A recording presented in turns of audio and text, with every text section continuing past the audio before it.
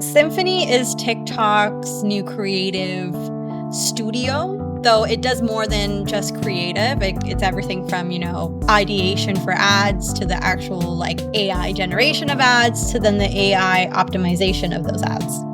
It's really great at helping understand the current trends and atmosphere on TikTok. I use it primarily as...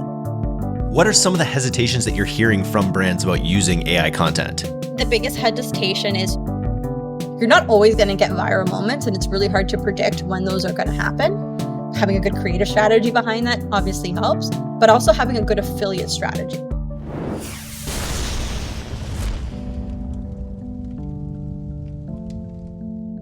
It's all killer, no filler. I am Eric. I am here on the D2C podcast with Debbie from our TikTok team over at Pilothouse. Debbie gave a presentation to the team yesterday on some new changes to this ever-evolving, fast-moving platform. Welcome to the All Killer, No Filler podcast, Debbie. How you doing? I'm good. How are you? Very well. So what is TikTok Symphony? So Symphony is TikTok's new creative studio, you could say.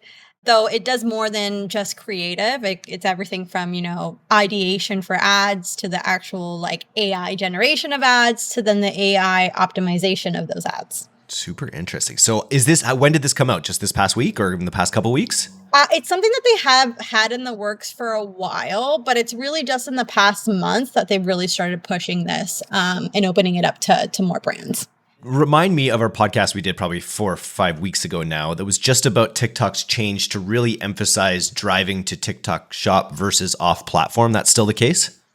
It's still the case. They do want to still encourage D2C content, but with their emergence of commerce and really wanting to compete with Amazon in that space, they are really driving their attention there. Walk me through an example of how you're using Symphony. It sounds like maybe the future of creative is this sort of AI enabled, ongoing process where you're optimizing and building things all in this one kind of tool. Walk me through what it's like. Yeah. So Symphony, so far for me, it's really great at helping understand the current trends and atmosphere on TikTok.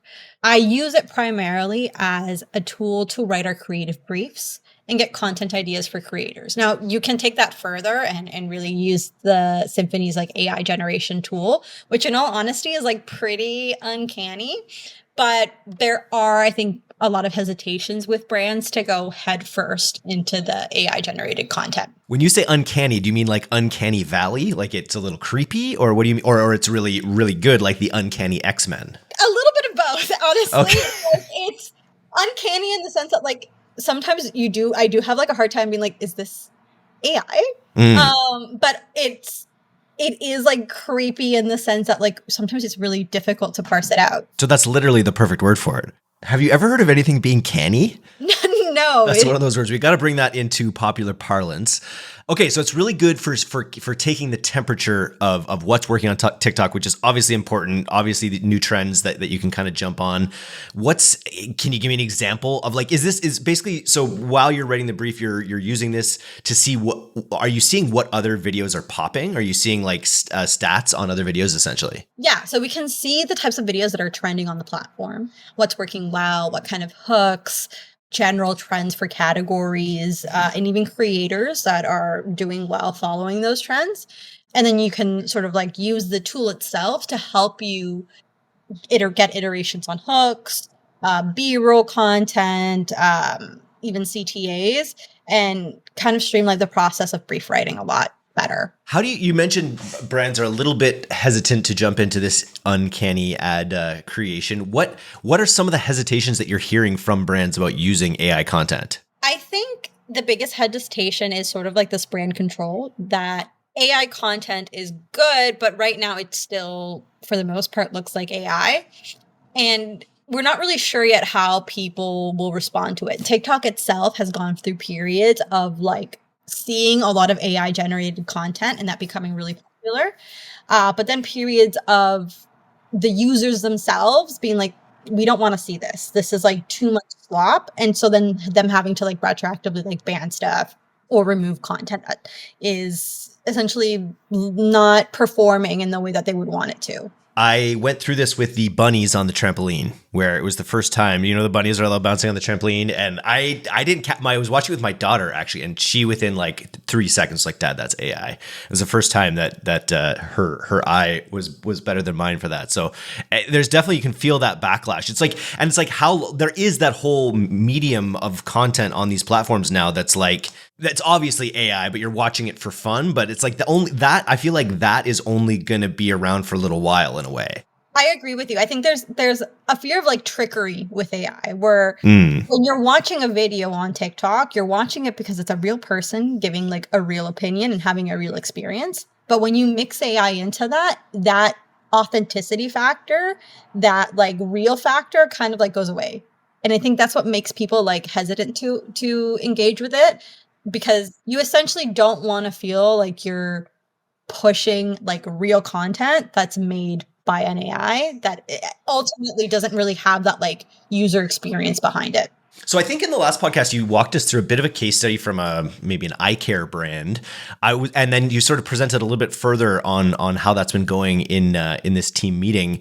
The crux of it was that you were having success with these campaigns by having viral moments. Essentially, you were able to find some viral moments and sort of raise the sales, but you've kind of bridged that over into a more consistent program. Can you talk about how that kind of worked out? Yeah, so a lot of brands that come to us for TikTok that are really already doing well on the platform have this thing where a lot of their long-term performance is based on viral moments, but then the actual sales that they make month to month differ super drastically because of this viral moments. That viral video can work for like 8 months, but it's not going to work the same as it did in month 1. And so like finding that consistency is sort of like where our affiliate strategy helps bridge the gap. You're not always going to get viral moments, and it's really hard to predict when those are going to happen. Having a good creative strategy behind that obviously helps, but also having a good affiliate strategy. And by that, I mean, TikTok has a wide range of affiliates that make, anywhere from like $5 in GMV per month to like $1 million in GMV per month. And so we target what the platform calls L3 plus creators. So those are creators that make, anywhere from like 25 to 50K in GMV or more per month. And these are the creators that we work with essentially on like a quasi retainer basis, where we have a little bit more of like a creative dialogue in terms of the new content and angles that are being pushed, as well as, leaning into some trends and whatnot. But these all 3 creators are like sales associates. They know what they're doing. They know how to make content that generates sales. And it's important to find them and find the ones that are going to generate sales for your brand. It's like essentially hiring sales associate for like your virtual online store. That's a good way to think about it. And so is Symphony something that we use to uncover these relevant affiliates? What are we doing to find the most relevant affiliates for offers? One of the best ways to find affiliates is actually through your TikTok shop rep. They have a list, and a much more extensive list that I think that is available publicly or even on Symphony of these L3 creators. But another way to do this is honestly just through your own affiliate center and seeing which creators are gaining traction. You have insights into how much GMV those creators make per month. So you can literally just take a look at your own affiliate center, see who's applying, see which creators make GMV in that L3 range, and reach out to them for collaborations. I imagine, I haven't seen the interface, but I imagine the downstream metrics on affiliate performance is probably a little tough to measure. How does TikTok report, and what are the KPIs you're looking for from effective affiliate campaigns aside from sales? So this is a really hard question because TikTok reporting is not great. And even GMV Max, when we're running ads, literally a black box in the sense that you get nothing from it. You can't tell who your audience is, any age, gender demographics. So in terms of KPIs, we really just have to rely on the sales and the post likelihood. So essentially by post likelihood, TikTok gives like a percentage of how likely that creator is to make a post based on their past history. So we typically only engage with creators that have a certain amount of GMV per month, and like an 80% post rate. Nice. And then you're really just looking for increases in sales either on the shop or directly on the site to see if it worked? We can see which videos in particular generate sales. So Mm, typically what we do is when we hire these affiliates, we know that content is working as they sort of like make their way into the TikTok affiliate leaderboard. So TikTok in your affiliate center, you have a leaderboard of like the top videos and the top creators that are working. When you work with an affiliate, let's say on a retainer, and you start collaborating them with content, you know that content is working if they start entering that leaderboard and competing with your top ads. interesting. And sorry, is that a leaderboard for what your account, or is that a leaderboard across the entire ecosystem? It's for your specific account, for your specific Okay, shop. very cool. When you're working with affiliates, how often, I guess you just leave it to them. I was going to say, how often are you trying to balance new trends with, trying new trends with things that are sort of tried and true? I guess you just kind of leave it to the affiliate in that case. That's a good question.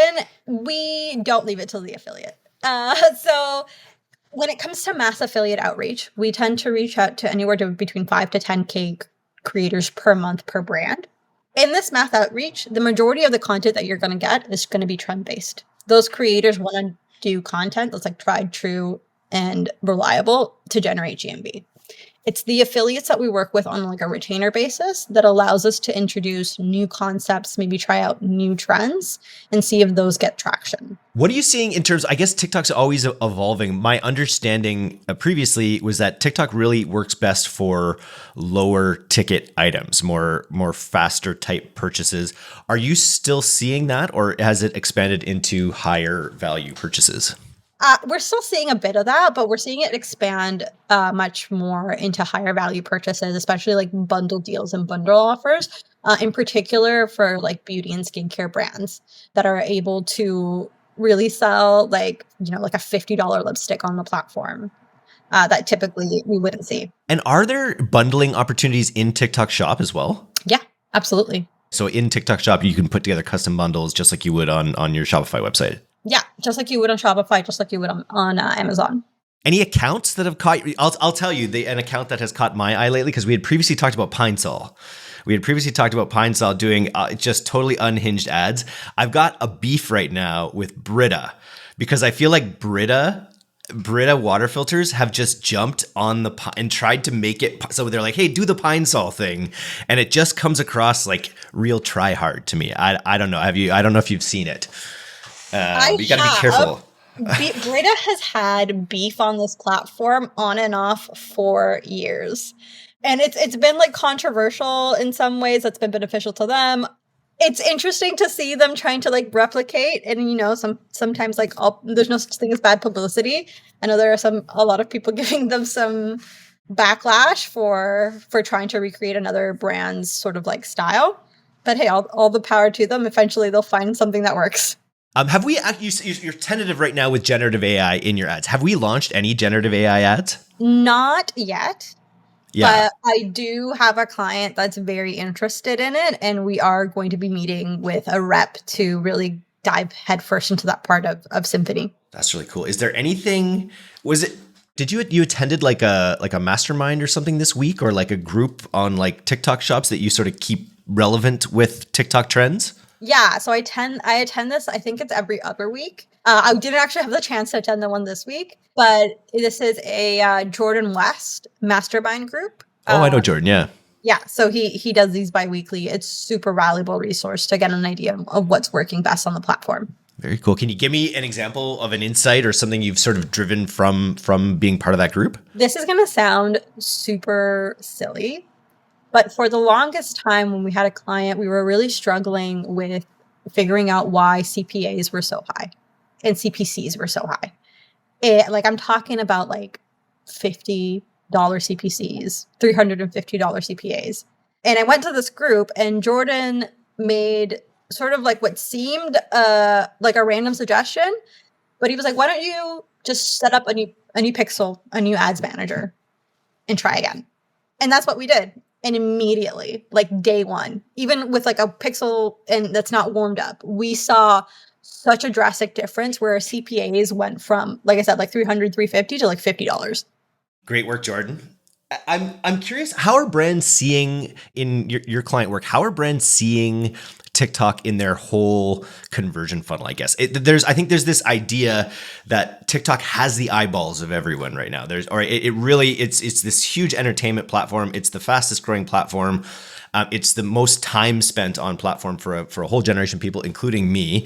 And so there's this idea that it's like really adept at sort of bringing new people into your product's funnel. Are you viewing it more as a top of funnel exercise or as a complete full funnel? Because we are primarily focusing on shops, we are viewing this as a full funnel type of thing. However, that said, TikTok is a great top of funnel platform. It's great to find new users. It has this sort of halo effect with other platforms. If you start doing well on TikTok, even organically, not running ads, you do see like a positive influence on other channels, in particular Amazon. One of the biggest sort of things that TikTok is trying to work against is in terms of, they're launching their commerce section, but there's so many people who only exclusively buy on Amazon. So TikTok tends to be this funnel where like, hey, they'll discover like a cool video through TikTok Shop, but end up purchasing on Amazon. Makes sense. Any sort of closing words or advice on brands for brands out there to be diving into Symphony for maybe how to best use it? Yeah, I would say that it's probably better to get on Symphony sooner rather than later, even if you are a little bit hesitant to try the AI content generation yet. Using it as a creative tool and just as a tool of like better understanding the platform and optimizing your ads for both D2C and shops is a super great tool to get used to using now. It is going to be the future of the platform. So better learn how to use it.